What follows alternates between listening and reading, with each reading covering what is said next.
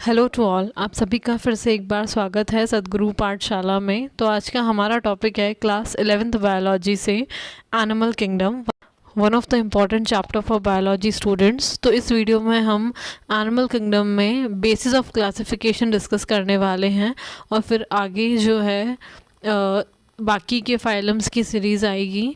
और for the complete video of this chapter keep visiting this channel. R H. Whittaker का 5 kingdom classification का last kingdom है ये।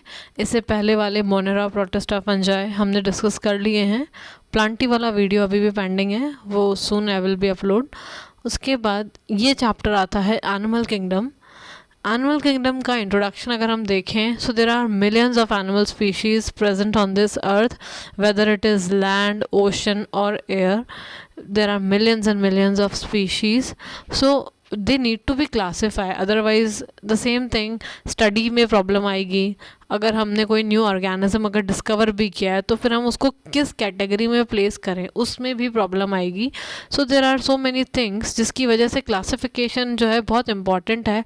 एक सिस्टमैटिक पैटर्न सेट हो जाता है, सिस्टमैटिक पोजिशन मिल जाती है एक पर्टिकुलर ग्रुप ऑफ ऑर्गेनिजम्स को, सो दैट कि आगे फ्यूचर स्टडीज़ के लिए भी it will be helpful, plus students को भी स्टडी करने में ईजी रहता है। So animals need to be classified even though there are millions of species and each species has its own special features, like हर एक स्पीशी का खुद का एक स्पेशल कैरेक्टर है।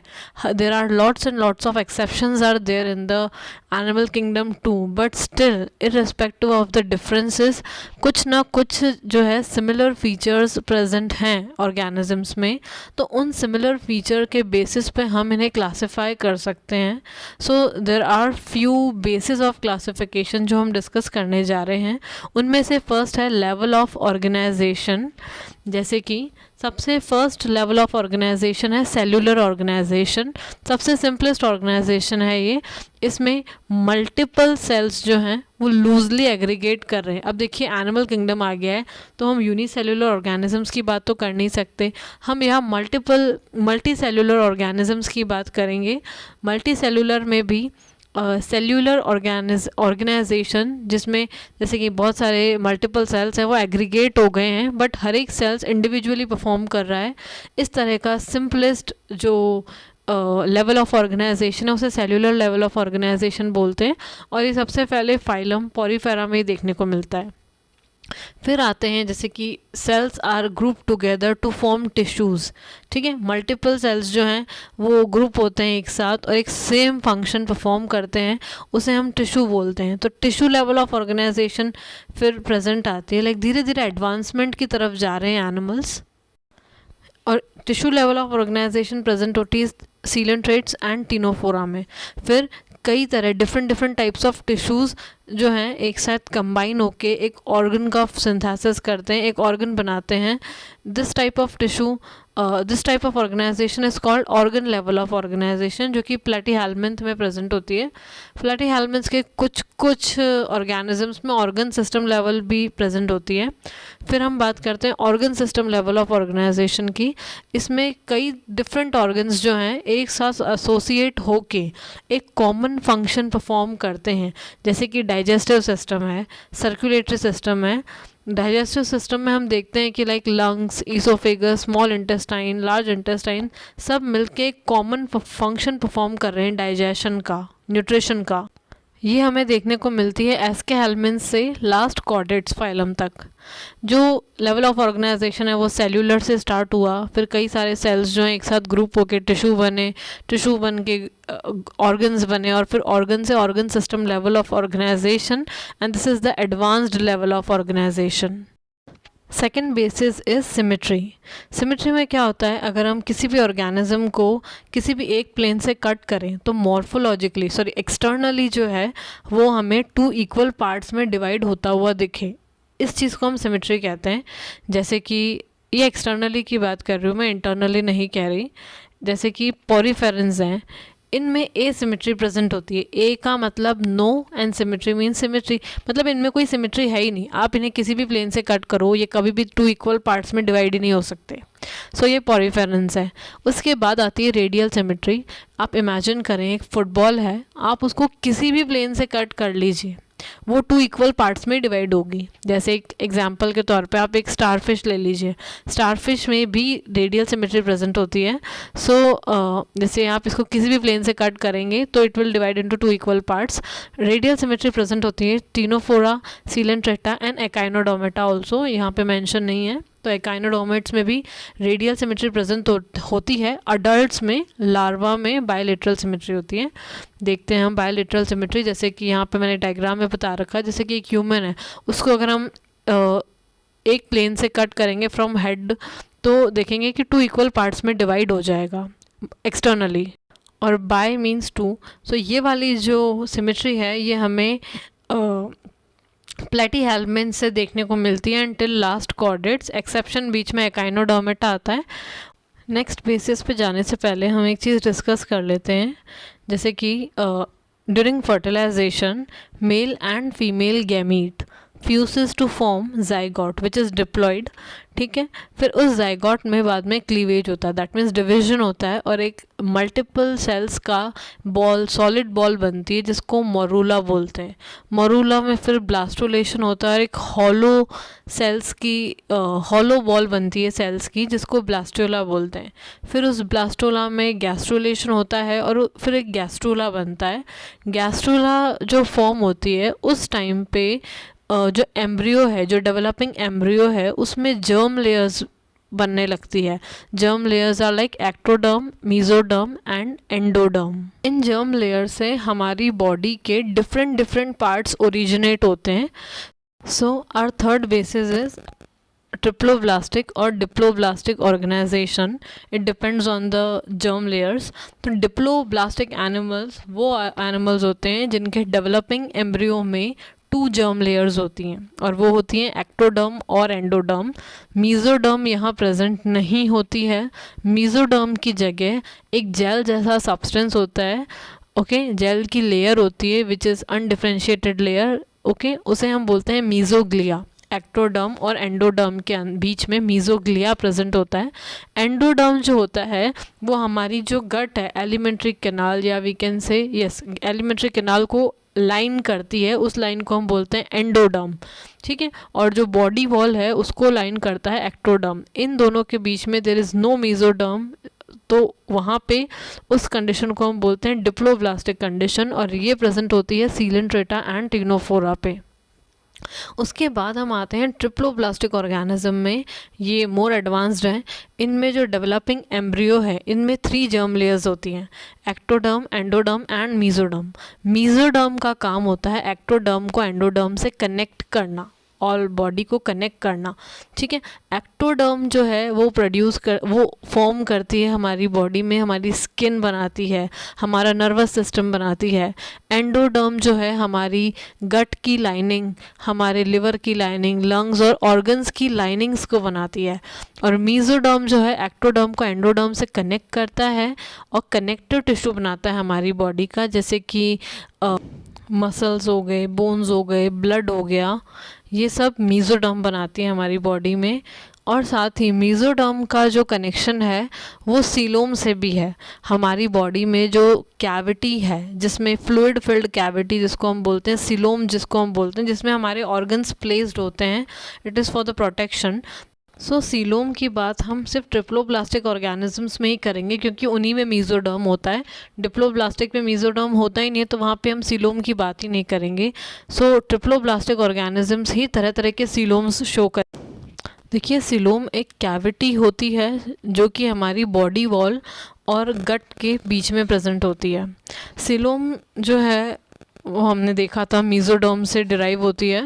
प्लस इसकी यूज़ क्या है, इंपॉर्टेंस क्या है सीलोम की। Coelom is like blank space, empty space जिसमें फ्लूइड फिल्ड है, तो ये हमारे ऑर्गन्स की प्रोटेक्शन में हेल्प करती है। It acts like shock absorber, plus organs को डेवलप होने में हेल्प करती है, स्पेस प्रोवाइड करती है, प्लस जितने अच्छी सिलोम होगी उतनी ज़्यादा हायर कॉम्प्लेक्सिटी के ऑर्गन सिस्टम जो है वो बनेंगे, ठीक है। तो it is very important, advance organisms में अच्छी सिलोम देखने को मिलती है। सो सिलोम के बेसिस पे हम देखते हैं there are 3 types of organisms like acoelomates. सबसे पहला एसिलोमेट्स में क्या होता है, एक्टोडर्म और एंडोडर्म के बीच में कोई स्पेस नहीं होता है। मीजोडर्म की लेयर होती है जो कि सेल्यूलर होती है, but there is no space. Example platyhelminth. यहाँ पे जो मीजोडर्म है वो सेल्यूलर है, अनलाइक डिप्लोब्लास्ट जहाँ पे मीजोग्लिया थी वो सेल्यूलर नहीं थी, वो जेली थी। और यहाँ पे ये सेल्यूलर लेयर है बट इसने बीच में कोई स्पेस नहीं क्रिएट कर रखा, मीजोडर्म ने कोई कैविटी नहीं बना रखी है, तो इसलिए इसको हमने एसिलोमेट बोला है। फिर आता है स्यूडोसिलोमेट। स्यूडो का मतलब ही फॉल्स होता है, झूठा सिलोम।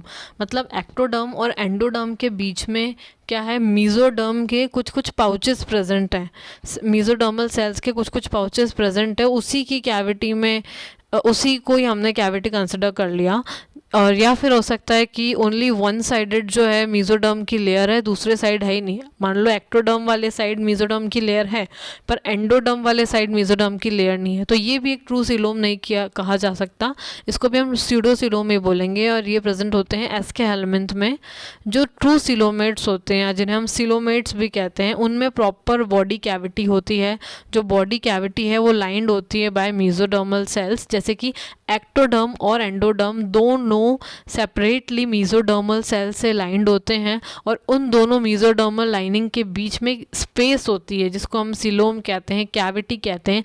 इस कैविटी के अंदर फ्लूइड फिल होता है, इस कैविटी के अंदर ऑर्गन्स होते हैं, उनका डेवलपमेंट होता है, प्रॉपर सर्कुलेशन होता है। सो ये जो है एडवांस्ड ऑर्गेनिजम्स की निशानी है, एडवांसमेंट की निशानी है सिलोम। नेक्स्ट बेसिस है हमारा सेगमेंटेशन। इसमें क्या होता है, एक्सटर्नली प्लस इंटरनली बॉडी जो है वो डिवाइडेड होती है सेगमेंट्स में। एक्सटर्नली भी प्लस इंटरनली भी जो बॉडी है सेगमेंट्स में डिवाइड होती है, प्लस इसमें हर सेगमेंट में कुछ ऑर्गन्स जो हैं वो सीरियली रिपीटेड होते हैं। लाइक ऑर्गन्स रिपीटेड सीरियली का मतलब है जैसे कि एग्जाम्पल एनालिडा है, अर्थवर्म्स हैं, उनमें एक्सक्रीटरी ऑर्गन्स होते हैं नेफ्रीडिया, वो उनके ऑलमोस्ट हर सेगमेंट में रिपीट होते हैं एक्सेप्ट फर्स्ट 2-3 सेगमेंट्स, और लास्ट सेगमेंट के हर सेगमेंट में almost nephridias are present for the excretion. इसी को हम बोलते हैं मेटामेरिक सेगमेंटेशन, और ये हमें देखने को मिलेंगे फाइलम्स एनालिडा में, आर्थ्रोपोडा में एंड कॉर्डेटा में। उसके बाद आता है notochord. Next basis is notochord. ये एक फ्लेक्सिबल रॉड जैसी स्ट्रक्चर होती है जो मीजोडर्मली ही डिराइव्ड है और डॉर्सली प्रेजेंट होती है, मतलब पीछे की तरफ ऑर्गेनिजम्स के प्रेजेंट होती हैं। जिन ऑर्गेनिजम्स में ये rod like structure notochord present होती हैं उन्हें कॉर्डेट्स बोलते हैं, जिनमें नहीं होती उन्हें नॉन कॉर्डेट्स बोलते हैं। इसमें आता है पॉरीफेरा से हेमिकॉर्डेटा तक सारे फाइलम्स नॉन कॉर्डेट्स हैं, ठीक है। नोटोकॉर्ड का फंक्शन जो है लाइक एक्सियल स्केलेटन की तरह बिहेव करती है, सपोर्ट प्रोवाइड करती है। एक बार ऑल टुगेदर सारे फाइलम्स को डिस्कस कर लेते हैं जो भी हमने अभी देखा। लाइक सिमेट्री की बेसिस पे अगर हम देखें तो एसिमेट्री प्रेजेंट होती है पॉरीफेरा में, और रेडियल सिमेट्री प्रेजेंट होती है सीलेंट्रेटा टीनोफोरा में, और एक बीच में एकाइनोडर्मेटा में भी रेडियल सिमेट्री देखने को मिलती है, और बायलेटरल सिमेट्री देखने को मिलती है हमें प्लैटीहेल्मिन्थ से कॉर्डेट्स तक सब में, और एकाइनोडर्मेटा के लार्वा में हमें बायलेटरल सिमेट्री भी देखने को मिलेगी। उसके बाद हम बात करते हैं लेवल ऑफ ऑर्गेनाइजेशन की। तो जो पॉरीफेरा है वो सबसे प्रिमिटिव टाइप ऑफ ऑर्गेनिजम्स हैं एनिमल किंगडम में, तो उनमें cellular level of organisation present होता है।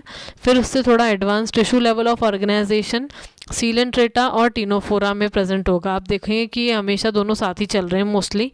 फिर आते हैं ऑर्गन लेवल ऑफ ऑर्गेनाइजेशन जो कि प्लैटीहेल्मिन्थ में होगा, और उसके नीचे जितने भी फाइलम्स हैं टिल कॉर्डेटा सब में organ system level of organisation देखने को मिलेगा। फिर फिर बात करते हैं जर्म लेयर्स की। अगर हम तो पॉलीफेरा में तो कोई जर्म लेयर है ही नहीं, तो वहाँ पे डिप्लोप्लास्टिक और ट्रिप्लोप्लास्टिक की बात ही नहीं करेंगे। फिर आते हैं डिप्लोप्लास्टिक, जो कि 2 लेयर्स हैं, एक्टोडर्म और एंडोडर्म, जो कि इसमें प्रेजेंट होती है सीलेंट्रेटा और टिनोफोरा। अब देखिए यहाँ पे सीलेंट्रेटा टिनोफोरा में टिश्यू लेवल ऑफ ऑर्गेनाइजेशन भी सेम है, रेडियल सिमेट्री भी सेम है, डिप्लोप्लास्टिक जो जर्म लेयर्स हैं वो भी सेम है। फिर देखते हैं ट्रिप्लोप्लास्टिक जो है, ट्रिप्लोप्लास्टिक जर्म लेयर्स प्रेजेंट है प्लेटीहेल्मिन्थ से लेकर कॉर्डेटा तक।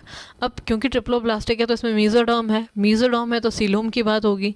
तो ट्रिप्लोप्लास्टिक ए सिलोमेट्स जो हैं, अभी धीरे धीरे सिलोम बनना स्टार्ट होगा, तो ट्रिप्लोप्लास्टिक है लेकिन ए सिलोमेट है, कोई स्पेस नहीं है, तो वो आते हैं प्लेटीहेल्मिन्थ, बिकॉज ये फ्लैट वॉर्म्स हैं।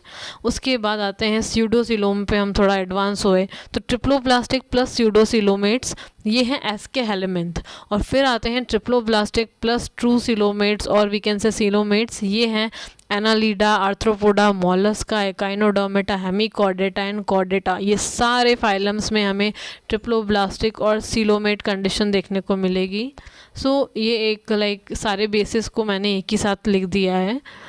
तो अगर आप देखें तो इसी एक चार्ट से आपके 30 से 35 पॉइंट्स जो हैं वो प्रिपेयर हो गए हैं। एनिमल किंगडम की ये सीरीज़ कंटिन्यू रहेगी। हम आगे जो हैं सारे फाइलम्स को डिस्कस करेंगे, non chordates, chordates, everything will be discuss in detail. So keep visiting my channel.